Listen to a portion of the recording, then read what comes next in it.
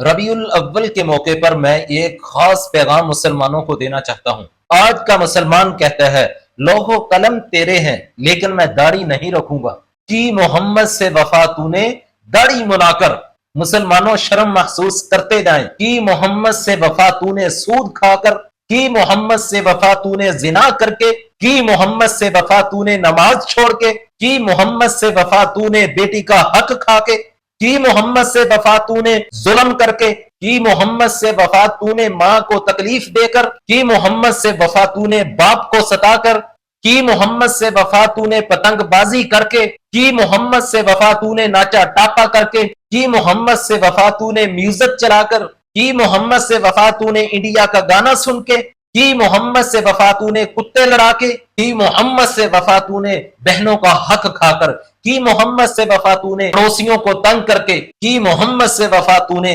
मिलावट करके, कि मोहम्मद से वफा तूने रिश्वत खा के। शर्म महसूस करें, ये हैं मोहम्मद को मानने वाले सल्लल्लाहु अलैहि वसल्लम, जो धोखेबाज हैं, जो बेवफा हैं, जो नबी की सुन्नतों के कातिल हैं। ये याद रखना मुसलमानों, तुम दुनिया को धोखा दे सकते हो लेकिन अल्लाह को कोई धोखा नहीं दे सकता, मेरे रब को कोई चक्कर नहीं दे सकता। क्या अब ये कहेंगे सरकार की आमद मरहबा, मंठार की आमद मरहबा। पता ये चलता है ये नबी का दिन तो मनाते हैं लेकिन दीन नहीं अपनाते, ये नबी का जश्न तो मनाते हैं लेकिन मिशन नहीं अपनाते, ये नबी को तो मानते हैं लेकिन ये भोले भाले मुसलमान नबी की नहीं मानते। الصبح بدا من طلعته